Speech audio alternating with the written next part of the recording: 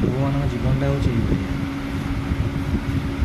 କର୍ମ କରୁ, ନା ଗୋଟେ ଖାଇପାରୁ, ନା ଶୋଇପାରୁ, ପରିବାର